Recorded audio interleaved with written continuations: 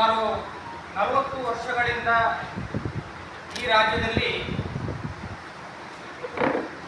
ದೇಶ ಮತ್ತು ಧರ್ಮದ ಪರವಾದಂತಹ ಕೆಲಸಗಳನ್ನು ಮಾಡ್ತಾ ಬರ್ತಾ ಇದೆ.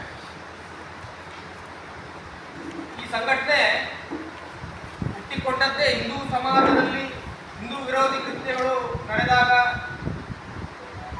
ಅದನ್ನು ಪ್ರತಿಭಟಿಸಬೇಕು, ಅದಕ್ಕೆ ಉತ್ತರಿಸಬೇಕು ಅನ್ನೋ ಹಿನ್ನೆಲೆಯಲ್ಲೇ ಇವತ್ತು ಆಂದೋಲನಾತ್ಮಕ ಸಂಘಟನೆಯಾಗಿ ಇವತ್ತು ಹಿಂದೂ ಜಾಗರಣ ವೇದಿಕೆ ಕೆಲಸವನ್ನು ಮಾಡ್ತಾ ಇದೆ. ಇವತ್ತು ಸಮಾಜದಲ್ಲಿ ಹಿಂದೂಗಳಿಗೆ ರಕ್ಷಣೆ, ಹಿಂದೂ ಧಾರ್ಮಿಕ ಕೇಂದ್ರಗಳಿಗೆ ರಕ್ಷಣೆ, ಹಿಂದೂ ಮಠ ಮಂದಿರಗಳಿಗೆ ರಕ್ಷಣೆ, ಇವೆಲ್ಲವೂ ಕೂಡ ಹಿಂದೂ ಜಾಗರಣ ವೇದಿಕೆಯ ಕರ್ತವ್ಯವಾಗಿ ಇವತ್ತು ಕೆಲಸವನ್ನು ಮಾಡ್ತಾ ಇದೆ.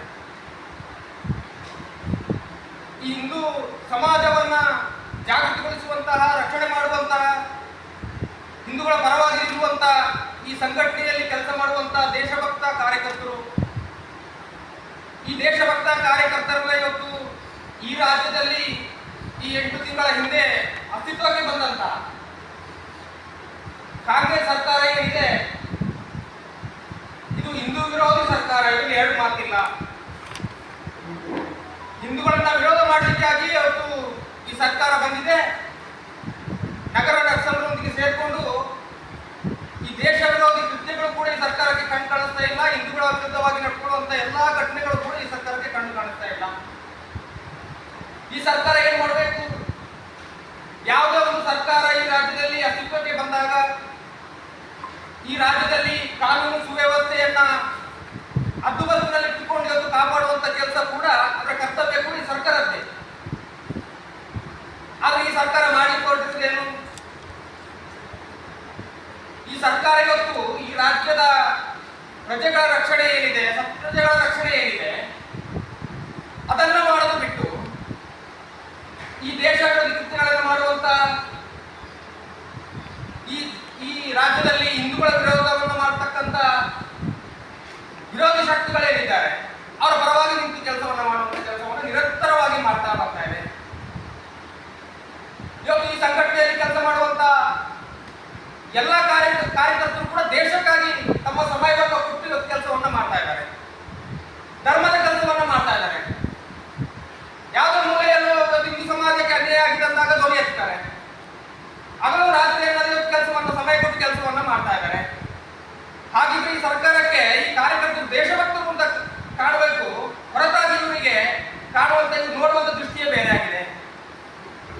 ಇದನ್ನೇಕೆ ಪ್ರಸ್ತಾಪ ಮಾಡ್ತಾ ಇದ್ದಾರೆ ಅಂತ ಹೇಳಿದ್ರೆ, ಇವತ್ತು ಕಾರ್ಯಕರ್ತರಿಗೆ ಗಡಿಪಾರ್ ನೋಟಿಸ್ ಅನ್ನ ಇಶ್ಯೂ ಮಾಡ್ತಾರೆ, ಗಡಿಪಾರ್ ನೋಟಿಸ್ ಅಂತ ಇಶ್ಯೂ ಮಾಡ್ತಾರೆ. ನಾವು ಹೇಳೋದು ಇವತ್ತು ಸರ್ಕಾರ, ಪೊಲೀಸ್ ಇಲಾಖೆ ಅವರ ಕರ್ತವ್ಯ ವ್ಯಾಪ್ತಿಯಲ್ಲಿ ಅವರ ಕೆಲಸವನ್ನ ಮಾಡಬೇಕು, ಅದರಲ್ಲಿ ಯಾವ ತಕರಾರು ಸಂಘಟನೆ ಇದಿಲ್ಲ, ನಮ್ಮದಿಲ್ಲ. ಆದ್ರೆ ಗಡಿಪಾರನ್ನ ಮಾಡಬೇಕಾದ್ರೆ ಅದಕ್ಕೆ ಅನುಸರಿಸಬೇಕಾದಂತ ಕಾನೂನಾತ್ಮಕ ನಿಯಮಗಳೇನಿದೆ, ಹಂತಗಳೇನಿದೆ, ಇದನ್ನ ಇದು ಪಾಲನೆ ಮಾಡ್ತಾ ಇದ್ದಾರ?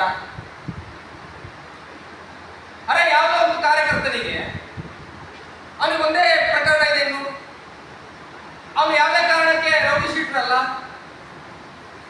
ಶೀಟ್ರಲ್ಲ ಯಶೋಧರ ಬೆಳಗು ಅಂತ ಹೇಳುವಂತ ಕಾರ್ಯಕರ್ತರು, ಅರೆ ಅವರು ಒಂದೇ ಪ್ರಕರಣ ಇದೆ, ಎಸಿ ಪ್ರಶ್ನೆಯನ್ನ ಮಾಡ್ತಾರೆ ಪೊಲೀಸ್ ಇಲಾಖೆಯಲ್ಲಿ. ಅರೆ ಇವ್ರ ಮೇಲೆ ರೌಡಿ ಶೀಟ್ ಇದೆಯಾ? ಇಲಾಖೆ ಅವರು ಹೇಳ್ತಾರೆ ಇವ್ರ ಮೇಲೆ ರೌಡಿ ಶೀಟ್ ಇಲ್ಲ. ಅರೆ ರೌಡಿ ಶೀಟ್ ಇಲ್ಲ ಅದ್ರ ಮೇಲೆ ಮತ್ತೆ ಗಡಿಪಾರು ನಿನ್ನ ಆಯ್ಕೆ ಮಾಡಬಾರ್ದು ಅಂತ ನೋಟಿಸ್ ಅನ್ನು ಕೊಡ್ತಾರೆ ಪೊಲೀಸ್ ಇಲಾಖೆ ಅವರು.